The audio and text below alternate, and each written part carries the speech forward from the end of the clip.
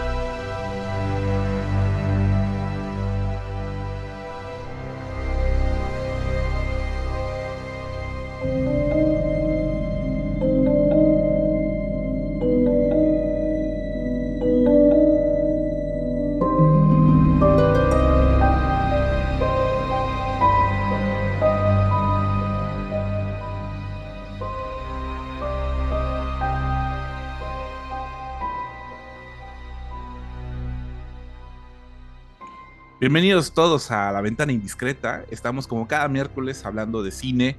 Les habla Hammurabi Hernández y está conmigo Anne-Marie Meyer para hablar de dos películas, bueno, una película y una serie de televisión que nos pusieron como muy tristes y acojonantes, por la violencia que muestran y por, digamos, el horror, ¿no? de la humanidad. Pero bueno, ya lo estaremos comentando a lo largo del programa. Anne-Marie, ¿cómo estás? Bienvenida a La Ventana Indiscreta. Bienvenida, y fíjate que sí, con ganas de platicar sobre las películas Nada Nuevo en el Oeste y las 8 películas del Gabinete de Curiosidades de Guillermo del Toro, porque sí son, emocionan mucho, impactan mucho. Las de Guillermo por tratar cada uno de los 8, le llaman episodios, pero en el fondo son 8 películas. Y la película sobre la Primera Guerra Mundial, Nada Nuevo en el Oeste, por la intensidad con la que te mete a esa guerra que fue de veras un matadero de soldados, y en el fondo todas las guerras lo son, y estamos en tiempos de guerra otra vez, y nos provoca al mismo tiempo ansias y al mismo tiempo también, pues de repente un deje de esperanza, pero sobre todo las ganas de comunicar y de hablar de ellas. No sé si a ti te pasa, pero es algo que pues yo simplemente lo tengo que platicar con otra gente, ¿no? También. Pero vamos empezando con algo bonito que está pasando en nuestra ciudad, y es que de nuevo vamos a tener la gran fiesta internacional del arte y del cine independiente MIAX, que empezó como festival de cortometraje hace ya bastantes años, con Fernando Sandoval y sus amigos, que egresados de sus carreras dijeron hay que hacer algo para el cine independiente, sobre todo el cortometraje, y que levantaron ese festival que cada año tenemos en nuestra ciudad, que es MIAX Jalisco. MIAX Jalisco, yo estaba un poco más involucrada en las primeras ediciones. Me necesitaban más, ahora ya tienen ellos un equipo bien formado, y sobre todo cuando se trataba de más trabajos independientes, cortometrajes aquí de Jalisco, y ahora ya se volvió internacional. Y es interesantísimo, Hammurabi, ver qué desarrollo tuvieron.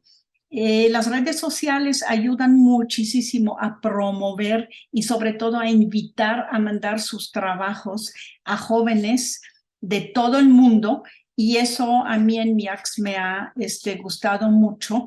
Recordarles nada más, y ahora platicamos un poco más, que las 3 sedes en ese año son el Auditorio del Cabañas, del Instituto Cultural Cabañas, la Alianza Francesa y La Valentina, un café bar que ustedes que seguramente ya lo conocerán, y que el MIAX es del 9, es decir, que ya empezó, hasta el 18 de noviembre y que la inauguración es en la Valentina.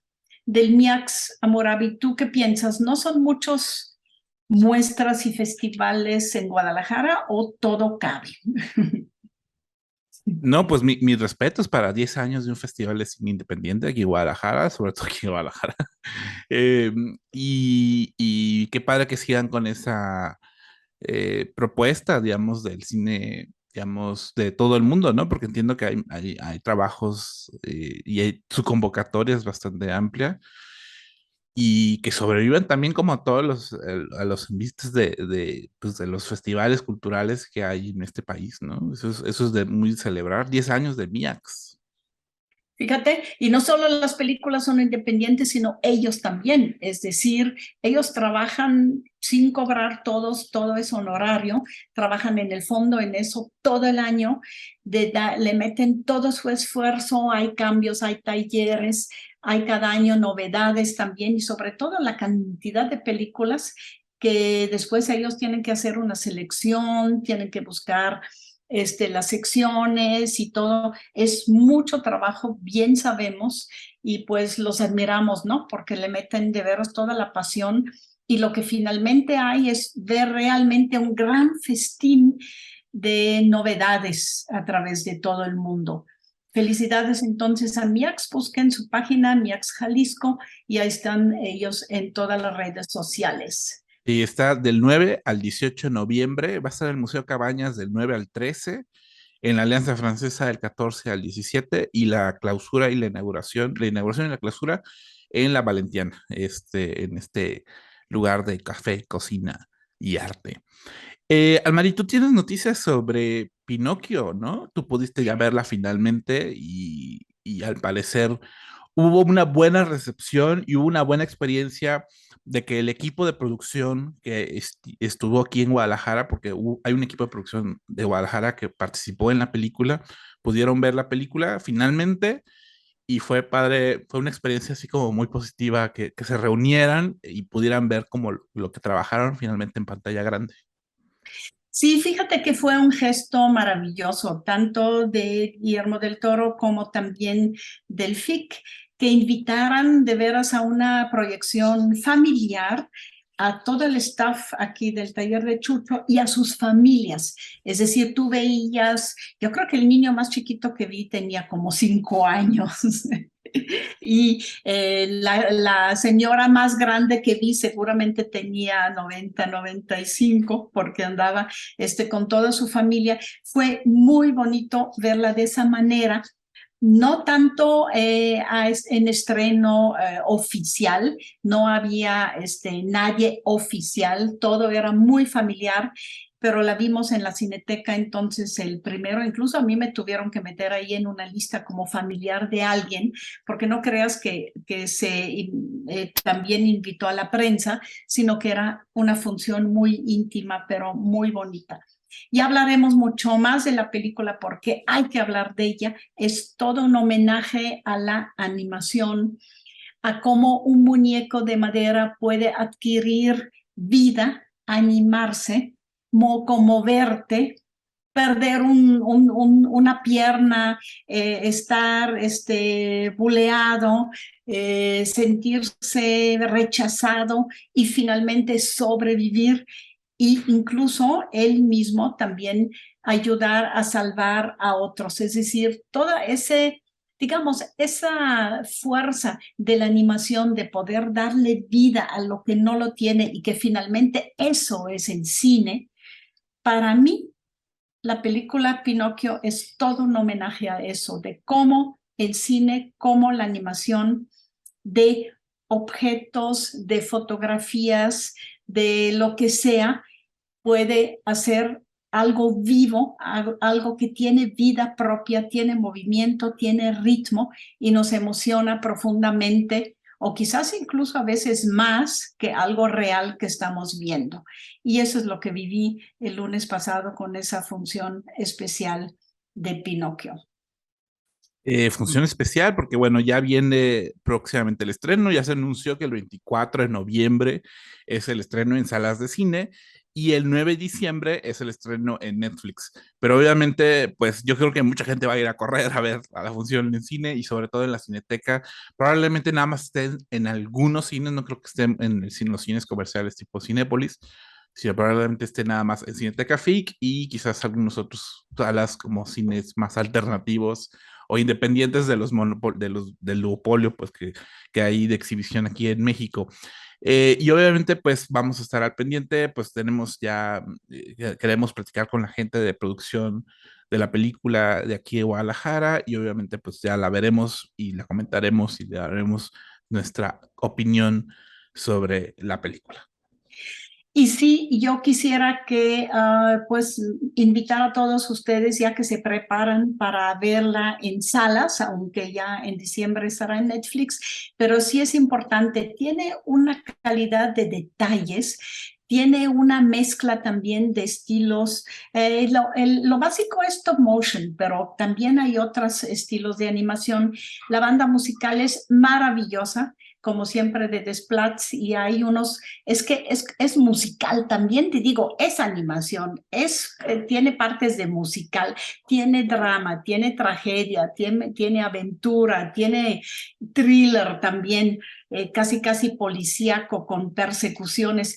Tiene un poco de todo y hay que verlas en una pantalla grande con un maravilloso sonido porque nada más así te metes a la película. Entonces, agende, tomen nota, 24 de noviembre el estreno en salas de cine de Pinocchio Guillermo del Toro y el 9 de diciembre en su estreno en Netflix. Vamos a estar comentando hoy, justamente como dijo Anne-Marie, Sin Novedad en el Frente, una película, una nueva adaptación de esta novela sobre el absurdo de la guerra, una película que se puede ver en Netflix, y también los episodios y las películas que conforman El Gabinete de Curiosidades de Guillermo del Toro. Van a ser las películas que estaremos comentando el día de hoy. Y entonces los dejamos con música y nos escuchamos en el siguiente bloque para empezar ahora sí a hablar de estas películas.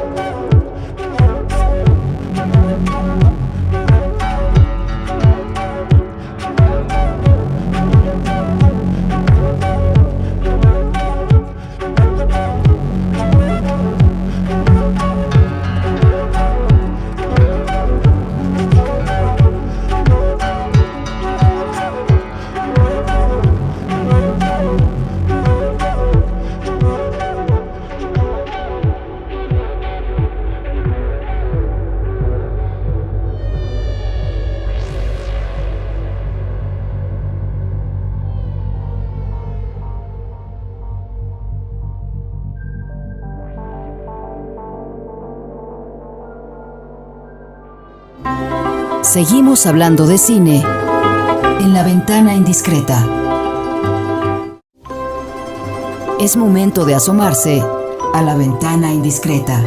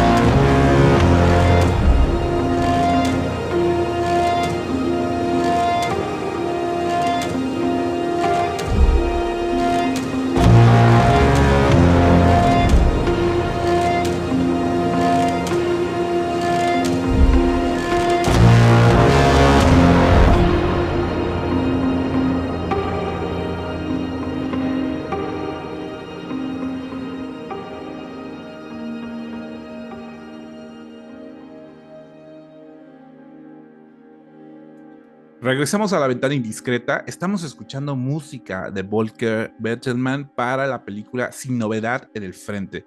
All Quiet on the Western Front. Algo así como sin noticias en el Frente Oeste. Es una película basada, es una nueva adaptación de una novela de 1929 de Erich Maria Remarque, que ya se había conocido anteriormente por justamente una adaptación en Estados Unidos de 1930, que para muchos es considerada como la primera película que ganó el Oscar a Mejor Película en aquel entonces. Lo interesante de esto es que aunque la novela se sitúa en Alemania y está hecha con un autor alemán, o está hecha por un autor alemán, es la primera vez que vemos una versión en Alemania y en alemán de esta historia. Una película que habla sobre un grupo de jóvenes que están muy entusiasmados por participar en la Primera Guerra Mundial. Les venden muchísimo la idea del heroísmo, de convertirse en héroes de su nación y de su país. Y finalmente lo que descubren es completamente algo distinto, es la desesperanza, es la desilusión, es la muerte y es toda la tristeza que conlleva la guerra como tal, ¿no? Es una película muy desesperanzadora, muy fuerte a nivel dramático y a nivel, digamos, de imágenes. Hay imágenes muy violentas y hay una degradación también, digamos, como de la humanidad de las personas como muy difícil en la película, ¿no? Sin embargo, creo que llega en un momento, en este momento 2022, creo que llega en un momento muy pertinente por toda la situación de la guerra que está sucediendo en el mundo, pero también por reconocer, digamos, porque finalmente pudieran, digamos, desde Alemania contar esta historia en cine, ¿no? Porque finalmente durante muchos años fue un libro que estuvo censurado, que estuvo prohibido, incluso la misma película también estaba censurada, entonces creo que sí es importante justamente este regreso a la memoria de ese evento y de ese acontecimiento. Y bueno, es una película que la pueden ver actualmente en Netflix. Ana María, tú conoces mucho más la historia de Sin Novedad en el Frente. La historia de Sin Novedad en el Frente es una historia de provocación, de censura, de dolor también hasta para su autor. Erich Maria Remarque la escribió, como dijiste, en 28-29. Imagínense, en Alemania ya se prepara el nazismo, a partir de 33 ya Hitler está en el poder. Imagínense entonces en ese tiempo ese tipo de novela antibélica, cuando todo en Alemania era en pro de una guerra, en pro de hacerse del mundo, casi de colonizar toda Europa. Es interesante de lo que trata el libro. El libro sí trata de los jóvenes ahí recién egresados y todavía en colegios, un colegio que en la época eran colegios casi militares, porque se hablaba mucho de patriotismo. Y en toda Europa en aquel entonces se estaba preparando ya la Primera Guerra Mundial, porque había mucha, digamos, no solo defensa de su propio territorio, sino competencia entre las regiones y mucho, sobre todo, después de las guerras de Napoleón, también ese afán de extenderse, de expandir su territorio, ¿no? En aquel tiempo, si lo leemos, me metí otra vez a repetir un poquitito mis lecturas que en algún momento en mi ese tiempo de escolar sí me lo dieron, pero no lo recordaba. Era una Europa totalmente dividida en pequeños universos y pequeñas competencias también, sobre todo también de expansión. Llegó Bismarck a Alemania para tratar de hacer, digamos, unirse sobre todo al imperio austrohúngaro, pero entonces tenía en contra Rusia, Francia y otros países. Y cuando el Kaiser Wilhelm II, Guillermo II, se puso más agresivo y dijo, no, no, no, así no. Y quitó a Bismarck y él se puso frente a la política exterior mucho más agresivas, incluso se enemistó con los franceses por Marruecos, imagínate, y sobre todo también estaban los Balcanes con Serbia, con Herzegovina, pues todos esos países también se metieron a la lucha, hacían un contrato un día, al otro lo quitaron, total que era de veras un ambiente ya muy preparado para que estallara después de un atentado de Sarajevo y de un julio totalmente conflictivo, empezó la Primera Guerra Mundial. En la película vemos cómo los muchachos, y eso sí, así fue, y no solo todo el país recibió con júbilo una guerra que ellos pensaban una guerra de expansión a moral. Vemos cómo a los muchachos después de los primeros días, en el libro mucho más hablan también de la disciplina de cómo los prepararon, que fue de una manera muy, muy, muy agresiva. Fueron agresivos con ellos y casi, casi los doblaron y los hicieron sufrir para que se hicieran más fuertes para una posible guerra que ya se estaba avecinando, que ya estaban preparándose, estaba ya preparada, ¿no? Cantada ya. Sin novedad en el frente, es algo que en la novela y también en la primera película dice un general alemán cuando murió el joven Paul después de que habían muerto todos sus amigos en la lucha. Y él lo vemos en una escena hacia el final, pero no es el final en la novela. Como murió, de veras fueron ellos carne de cañón para los generales. Y alguien le pregunta al general cómo ve la situación con Francia y él dice, no, sin novedad en el frente. Y acabamos de ver cómo murieron miles de jóvenes en la guerra. Entonces, sin novedad en el frente es una frase irónica, 100% terrible para alguien que sabe que fue una carnicería, ¿no? La primera película tú ya hablaste con ella de 1930. Sufrió censura.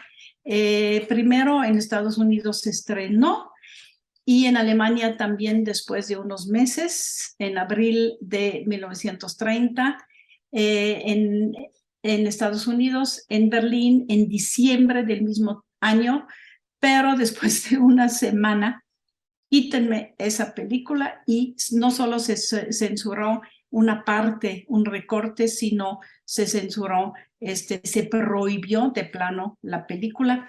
En Alemania, después de la guerra, se volvió a ver ya recortada.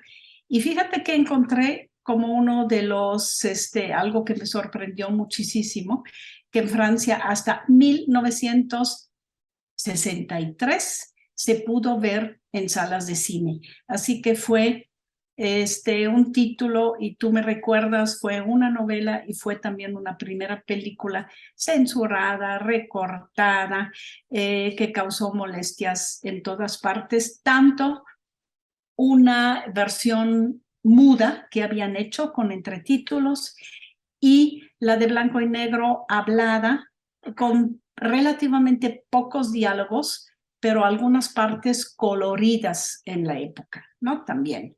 Pero hay que hablar de la nueva versión, Hammurabi, ¿cómo ves?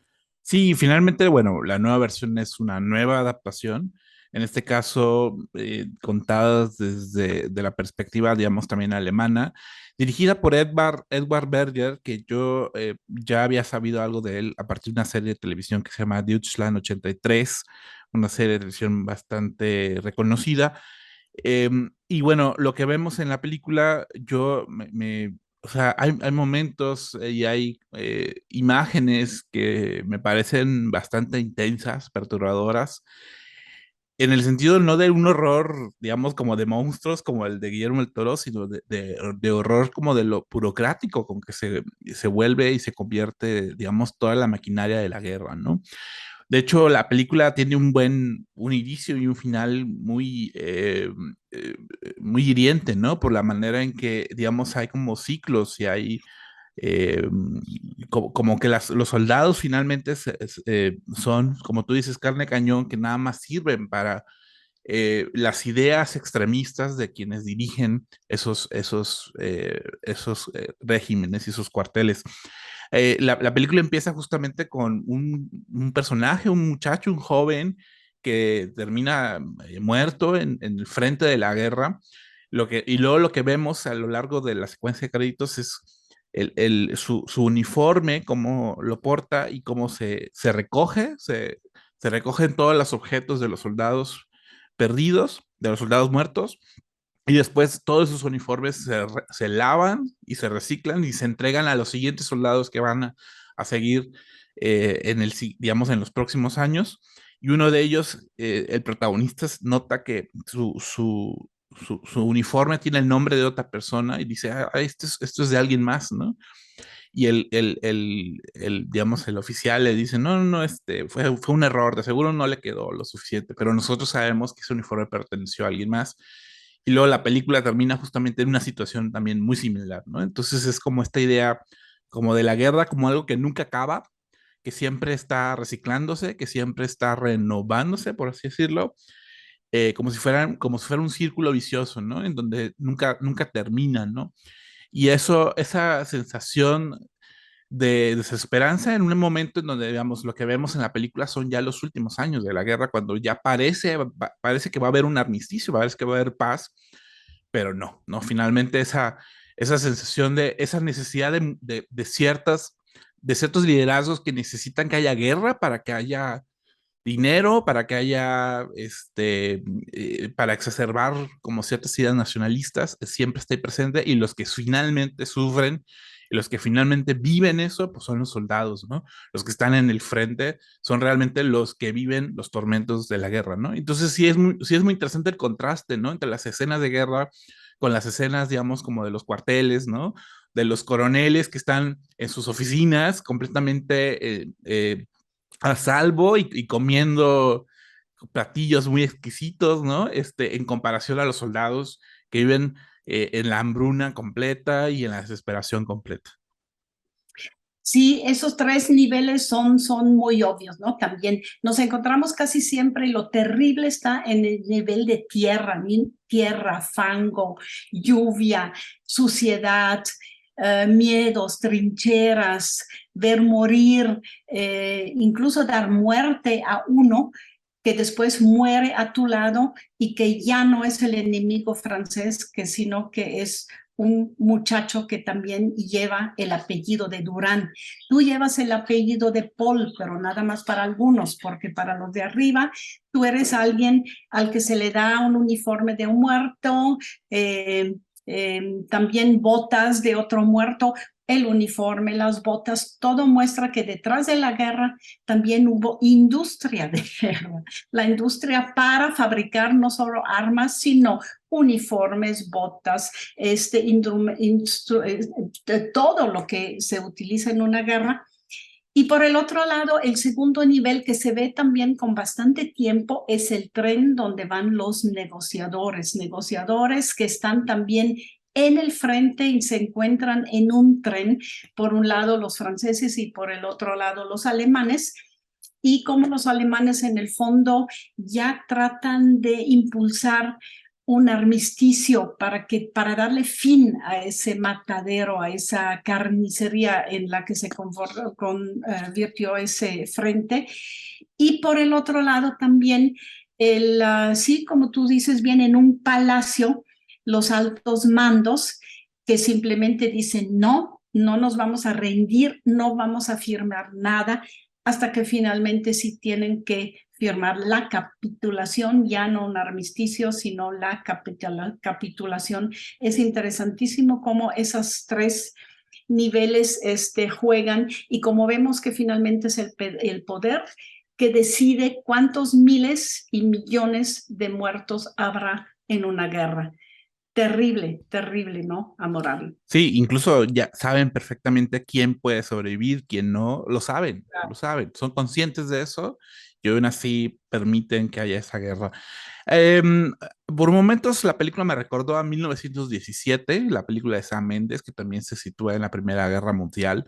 Eh, el personaje físicamente incluso se parece, ¿no? Nada más en este caso un soldado británico.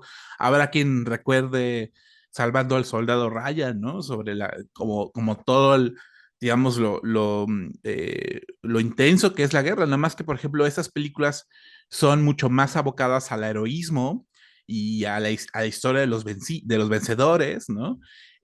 Mientras que creo que Sin Novedad en el Frente es más una historia sobre el absurdo, ¿no? Y sobre casi muy nihilista todo, ¿no? Finalmente, ¿quién puede ganar en eso cuando un montón de gente muere? En una guerra todos, nadie gana, ¿no? Según la película. Yo creo que eso sí tiene que ver mucho todavía también el espíritu de Erich, María Remarque, que nadie gana finalmente. Hay todo un mecanismo, todo digamos, todo marcha y todo apoya la industria de guerra, pero finalmente todos pierden, absolutamente todos. Por lo menos es así como yo veo el tema de la película alemana, que algunos críticos alemanes critican mucho porque no es fiel al libro de Remarque, pero por el otro lado yo pienso que sí, como tú dices bien, se le nota que se parece a todas las guerras, ¿no? Ahora sería de otra manera, pero se parece a todas las guerras si vemos las imágenes de Ucrania hoy, pues se parecen y se parecen a los grabados de Otto Dix y se parecen a muchas pinturas también de la época y de otras épocas. Cuando está lo crudo de la guerra, todos pierden. Sí, vi una reseña en donde criticaba que le parecía que no había nada original en la película y me parece que es un mal comentario porque no es el punto de que la guerra sea original, o sea, no es el punto de la guerra y no es el punto de criticar la guerra, ¿no? Encontrar cosas originales en eso. Entonces creo que sí habla mucho sobre, como tú dices, es que finalmente todas las guerras se parecen y siguen sucediendo y siguen pasando. Y yo creo que por eso es tan fuerte que esta película llegue en estos momentos de nuestros tiempos, ¿no? Y creo que por eso está teniendo tanto peso y tanta influencia sin novedad en el frente.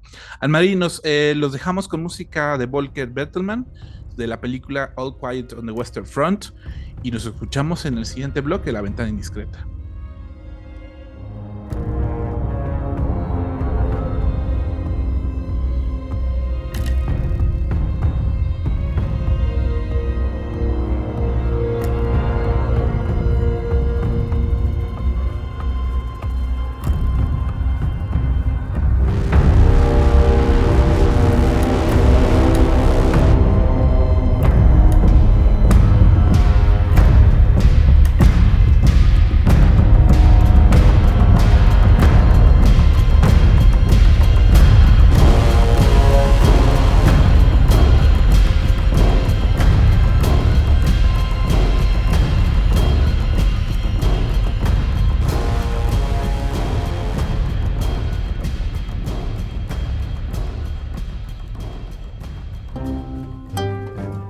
La Ventana Indiscreta.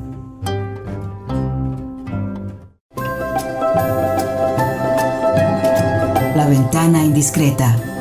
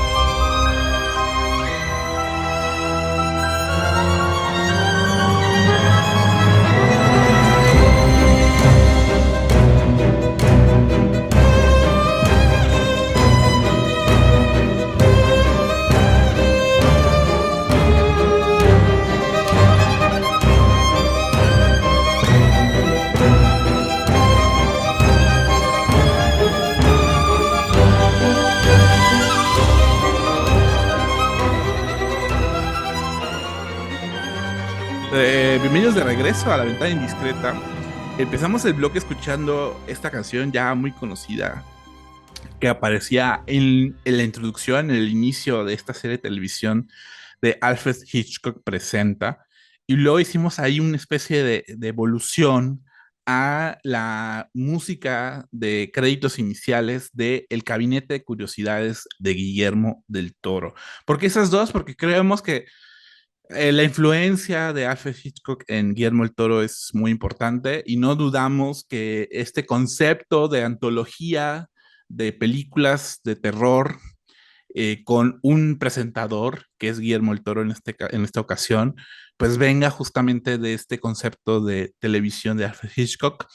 Y creo que además nos recuerda mucho, eh, pues desde su apariencia física, ¿no? Hasta, digamos, cómo del Toro, eh, con este concepto, reúne a una serie de directores conocidos por hacer películas de cine de horror y les da como una especie así de espacio para que se luzcan y para que trabajen con todo el sistema de producción del Toro. Es una película que es una serie de películas que bien podría ser, las pudo haber filmado el Toro, pero les dio como chance a varios directores, algunos de ellos bastante reconocidos. Están ahí, por ejemplo, Guillermo Navarro, que había sido su cinefotógrafo en El laberinto del fauno. Está Vincenzo Natali, David Prior, Ana Lilia Mirpur, Keith Thomas, Catherine Hardwicke, Panos Cosmatos y Jennifer Kent. 8 directores que se meten digamos, cada uno con sus historias y con Guillermo del Toro como el anfitrión, como el recepcionista, el presentador de cada uno de ellos. Y me da gusto que cada película haya una introducción de Del Toro, ¿no? En donde él aparezca con su gabinete de curiosidades, que está bien padre ese gabinete que tiene ahí en la antología, y presenta al director, ¿no? Que es muy raro que Netflix haga eso, o sea, que le dé espacio o menciona a los directores de sus películas. Entonces es muy padre ver esa comunión entre directores de cine de horror. Ana María, tú ya pudiste ver algunos episodios de Gabinete de Curiosidades. ¿Qué te ha parecido lo que has visto hasta ahorita? Y sobre todo la idea, me encanta. Parecería que estamos de nuevo en casa con mis monstruos, como le puso Guillermo del Toro aquí a su exhibición, donde su gabinete y sus distintos gabinetes los expuso aquí en Guadalajara. En casa con mis monstruos puede ser, aquí les traigo mis monstruos, pero también me siento bien entre ustedes que son mis monstruos. Y creo que las dos cosas las tiene en esa serie, y un monstruo que él admiraba, así como tú bien dices, es Hitchcock. De muy jovencito escribió un libro sobre las películas de Hitchcock, y está también muy influenciado en su cine por lo que tiene Hitchcock de thriller, de suspenso, de abrir sus películas y nuestras mentes de espectadores como a otras dimensiones, ¿no? También eso es importante, y eso quiere Del Toro pues hacer con esa serie. Además se nota de que se reunió con muchos directores, porque las películas llevan como su espíritu, el espíritu de, digamos, ir a detectar, ir en busca, indagar qué tantos distintos monstruos, fantasmas, ideas de otras dimensiones hay en el cine. Y creo que alrededor de eso también no solo escogió a los directores, sino entre todos también escogieron qué cuentos adaptaban o qué ideas del mismo Del Toro o de ellos mismos adaptaban, ¿no?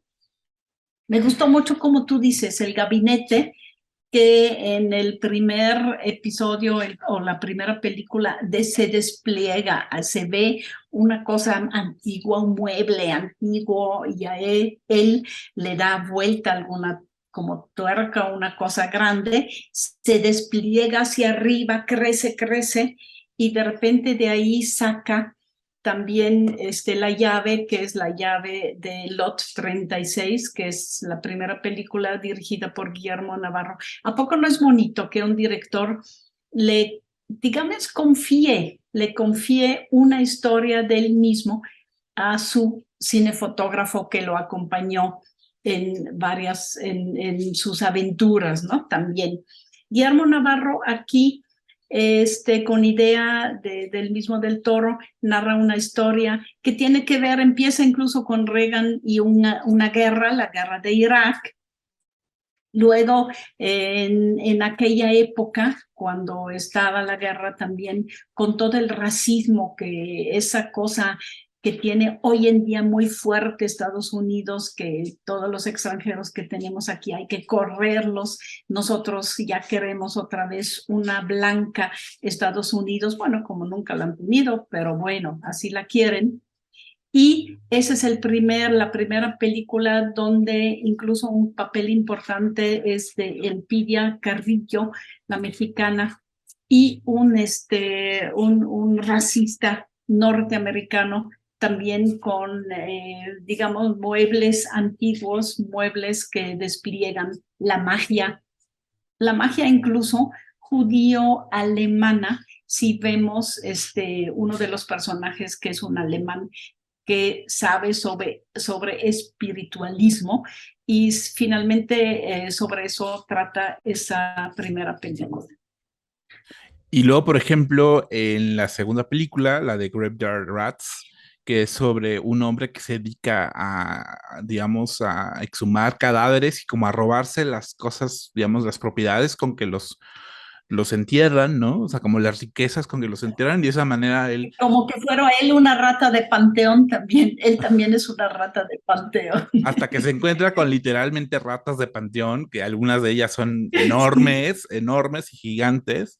Y obviamente, pues, yo creo que todos los episodios tienen como, por una parte, personajes como bastante, pues, intachables, o sea, egoístas digamos, egocéntricos, y que están como al borde de, digamos, de la crisis nerviosa, ¿no? Porque anhelan algo, y esa ambición los lleva a confrontar una situación como casi paranormal, y que es ahí donde está el horror, ¿no? El horror no es en sí la criatura fantástica, sino es como digamos, esa maldad que está en ellos los termina confrontando, o sea, terminan enfrentándose a una entidad todavía mucho más perversa, ¿no? O sea, terminan manifestando una entidad perversa, y lo que tienen también es que todos tienen algún tipo de criatura fantástica, muy del estilo del Toro, ¿no? Desde cuestiones alienígenas a cuestiones de ratas, a cuestiones de entidades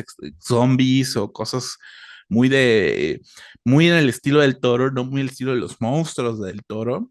Y obviamente eso también, pues el momento en el que empiezan a aparecer y el momento en el que empiezan a acechar a los personajes también se vuelve algo pues muy interesante. Entonces, a mí lo que me gusta de la serie es como, a pesar de que cada capítulo tiene como cierta estructura y ciertas bases, y se le nota mucho que cada uno del Toro estuvo detrás de cada una de las historias, probablemente también de las concepciones de los monstruos. Cada película, cada episodio, sí tiene mucho del estilo de cada uno de los directores, y sobre todo que sean directores tan diversos, ¿no? Tanto en cuestiones étnicas como cuestiones de género, como en cuestiones o sea, es decir, realmente hay una diversidad en ese gabinete de curiosidades. Me encanta me encanta la atención que tiene a los objetos, o sea, de hecho, cada presentación presenta el director y presenta un objeto que va a ser importante, va a ser como clave en el desarrollo de la historia de ese episodio, ¿no? Y ya hasta que ves el episodio es cuando dices, claro, esa llave es importante por eso, o ese pendiente es importante por eso, o ese álbum de fotos es importante por tal cosa, ¿no? Y esa atención como a los detalles y a las cosas es lo que siempre me gusta mucho de él, ¿no? Que no depende completamente de la cuestión de lo digital y el CGI, sino realmente todo su trabajo de efectos visuales es bastante palpable, ¿no? O sea, hay demasiadas escenas ¿cómo se llama? Como que están como abriendo cadáveres o cosas así, o sea, hay muchas cosas como de maquillaje muy impresionante a lo largo de los episodios. Y cómo cada director le da ese tratamiento me parece muy, muy interesante. Y el otro es que, como tú dices, como ese primer episodio, creo que o sea, son películas de horror, pero también son críticas como, digamos, muy, muy del Toro, ¿no? O sea, del Toro es muy crítico a las cuestiones del fascismo, a las cuestiones del poder, a las cuestiones, digamos, como de, o sea, eso es lo que hace a los personajes realmente monstruos, no su apariencia física, sino esa cercanía y esa ambición por el poder que tiene, pues también aquí, por eso me parece que sigue siendo muy del Toriano la serie, ¿no? Y creo que una de las intenciones es que va al rescate del viejo horror, ¿no? Porque si hay películas del nuevo horror, como diríamos que de veras ni siquiera nos dan horror de nada, Que es puro es como ir, sobresalto.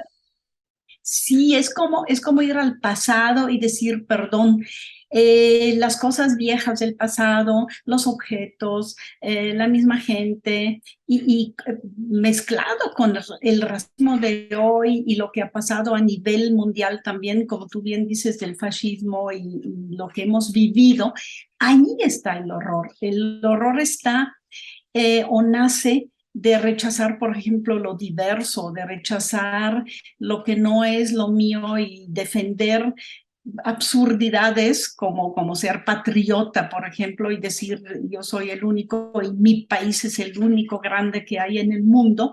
De ahí nace el horror y esa serie eso pretende y estoy segurísima que después de las primeras 8 películas va a haber más porque lo quiere hacer a nivel de colectividad también, como permear un poco o digamos, sí, hacer como un movimiento anti cine de horror y ciencia ficción moderno, recuperando lo que antes nos daba miedo en el cine. Por ahí veo que va su intención, no de parecerse a Hitchcock, de no hacer algo y hacer en el cine un movimiento que permee y vaya en contra de cosas que vemos en el cine de hoy, ¿no?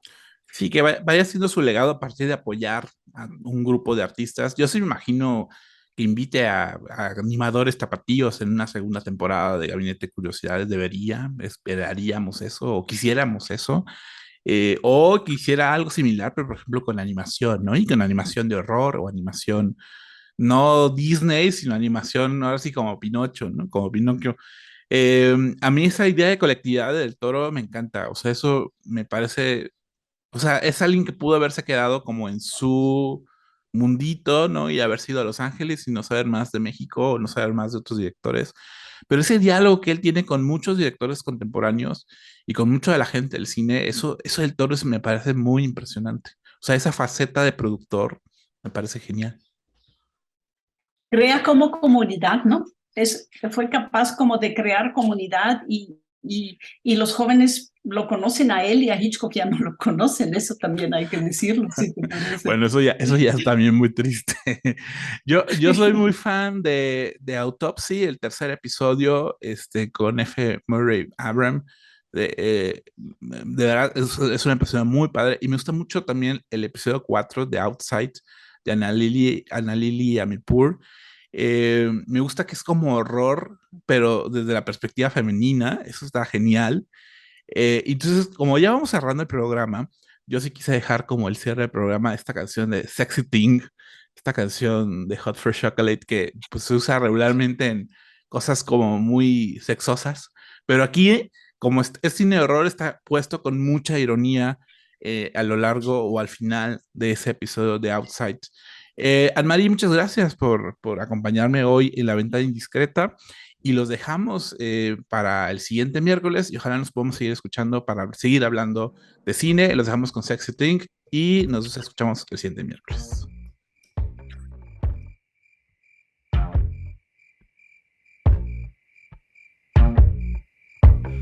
I believe in miracles. Where you from? You sexy thing, you sexy thing. I believe in miracles. Since you came along, you sexy thing, you.